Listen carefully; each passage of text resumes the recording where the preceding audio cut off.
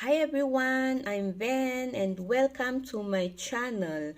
So ang pag-uusapan natin ngayon ay tungkol dun sa sinesend ni Meta, ni Facebook sa atin na someone you're not connected to just commented on your public post. So kung hindi mo pa alam kung anong ibig sabihin nun, manood ka, panoorin mo itong video na to.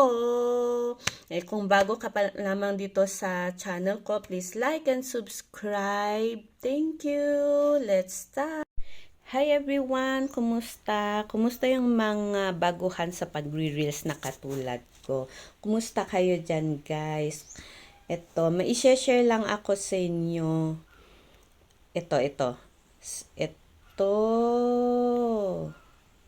Someone you're not connected to just commented on your public post. Nagtataka kasi ako bakit lately may mga nare-receive akong mga ganyan sa notifications ko.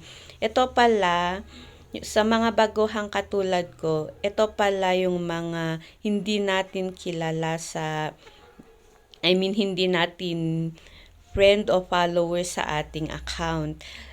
Sila yung mga organic followers, tama ba ako? Organic followers natin na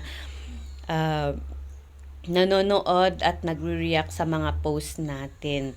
At dapat pala, wag tayong mag-alala. Okay?